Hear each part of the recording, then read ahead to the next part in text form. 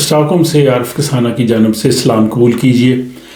آج کے ولاگ میں بات کریں گے کہ سویڈن کے ورک پرمٹ کے نئے قانون کے مطابق کون کون سے ایسے لوگ ہیں جن پر یہ لا جو ہے وہ لاگو نہیں ہوتا، وہ اس سے مستثنا ہیں۔ ان کے لیے جو نئی تنخواہ ہے 27,360، اس کی شرط پوری کرنی لازمی نہیں ہے، یعنی ان پر اس نئے قانون کا کوئی اثر نہیں پڑے گا۔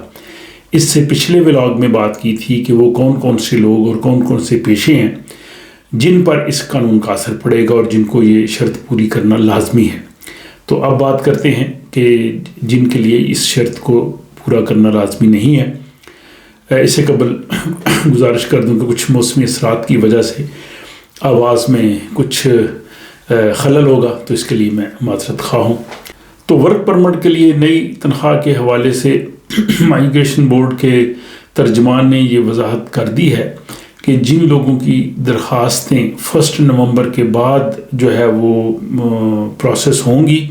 ان کے لیے نئی تنخواہ کی شرط کو پورا کرنا ضروری ہے۔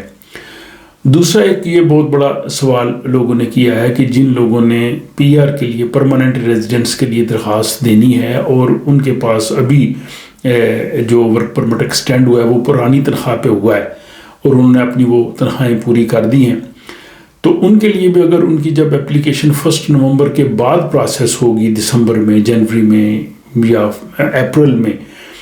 تو اس وقت وہ پروسیسنگ میں تو آئے گی، لیکن اس وقت ان کی جو کرنٹ سیلری ہے وہ 27,360 ہونی چاہیے، کیونکہ یہ تنخواہ کی شرط کو اس وقت بھی یہ چیک کریں گے۔ اس میں صرف وہ لوگ ایگزیمپٹ ہوں گے جنہوں نے ورک پرمٹ کی درخواست دی تھی اور ان کے ورک پرمٹ کی اپلیکیشن ریجیکٹ ہو گئی تھی اور انہوں نے اس سے ریجیکشن پر اپیل کی ہوئی ہے، وہ اس میں نہیں آئیں گے۔ اب ہم بات کرتے ہیں ان لوگوں کی یا ان پروفیشنز کی جو اس نئے ورک پرمٹ کی تنخواہ کے زمرے میں نہیں آئیں گے۔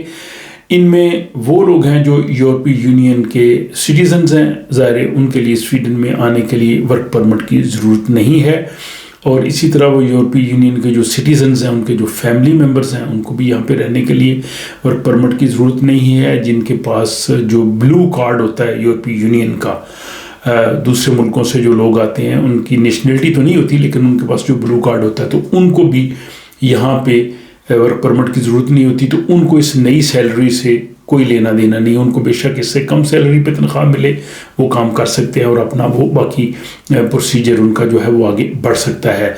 اس کے علاوہ جو سیزنل ایگریکلچرل جابس کرتے ہیں، مثلا وہ سیزن میں گرمیوں میں آتے ہیں یہاں پہ جو بیریز وغیرہ اٹھانے کے لیے، آلو اٹھانے کے لیے یا باقی کھیتوں میں کام کرنے کے لیے 2 4 6 مہینے کے لیے آتے ہیں، وہ بھی اس سے ایگزیمپٹ ہوں گے۔ اور اس کے علاوہ اگر جن کے پاس ICT پرمٹ ہے، جس کو international transfer with in multi national companies کہتے ہیں، جن کے پاس ICT کارڈ ہے، وہ بھی جو ہے وہ اس میں اس نئی تنخواہ سے ان کا کوئی تعلق نہیں ہوگا، وہ اس سے متاثر نہیں ہوں گے۔ اور اس کے علاوہ جو پروفیشنل ایتھلیٹس ہیں، کھلاڑی ہیں جو پروفیشنل ہیں، وہ یہاں پہ آ کے کام کرتے ہیں اور ان کو تنخواہ اگر جس سے کم ملے تو وہ بھی اس میں نہیں آئیں گے۔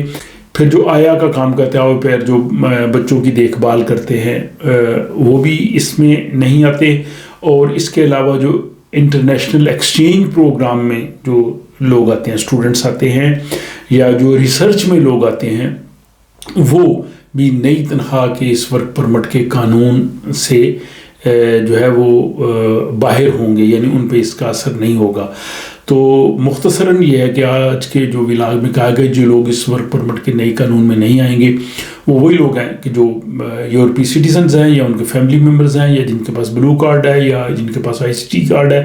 وہ لوگ اس کے زمرے میں نہیں گے۔ باقی سب لوگ جو ہیں وہ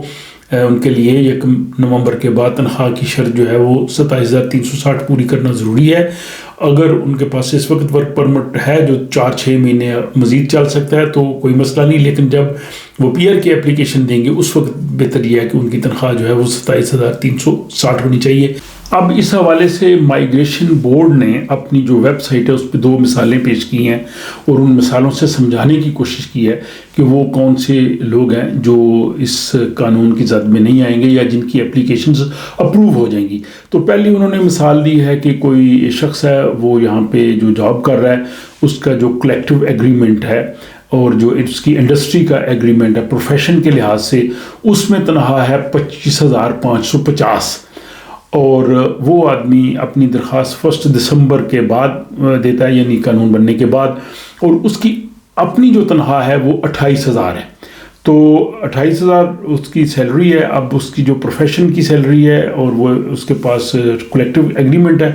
تو اس کی جو 28,000 سیلری ہے وہ 27,360 سے زیادہ ہے، تو اس لیے اس کی اپلیکیشن جو ہے وہ اپروو ہو جائے گی، وہ منظور کر لی جائے گی۔ اسی طرح ایک اور ایگزامپل انہوں نے دی ہے کہ اگر اولگا نامی کوئی خاتون جو ہے وہ یہاں پہ جاب کر رہی ہے اور اس کی جو جاب پہ جو کلیکٹیو ایگریمنٹ ہے، جو معاہدہ ہوتا ہے یہاں پہ ملازمین کا، اور اس کی جو پیشہ ہے اور اس کی جو انڈسٹری ہے اس کے لحاظ سے کم سے کم تنخواہ جو ہے وہ 25,500 ہونی چاہیے، اور وہ اپنی اپلیکیشن دیتی ہے 1 دسمبر کے بعد، اور اس کی اپنی تنخواہ جو ہے وہ 27,500 ہے۔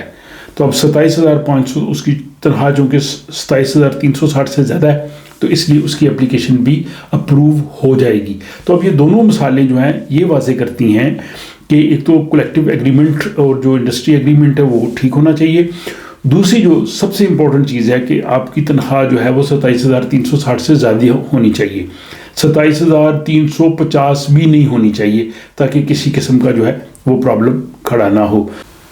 تو مجھے امید ہے کہ اس ولاگ میں جو تمام تر تفصیلات بتا دی گئی ہیں ورک پرمٹ کے حوالے سے، بہت سے لوگوں کے جو سوالات ہیں وہ بھی اس میں آ گئے ہیں۔ البتہ آنے والے دنوں میں اگر مائیگریشن بورڈ کی طرف سے، مائیگریشن منسٹر کی طرف سے یا کسی طرح سے اور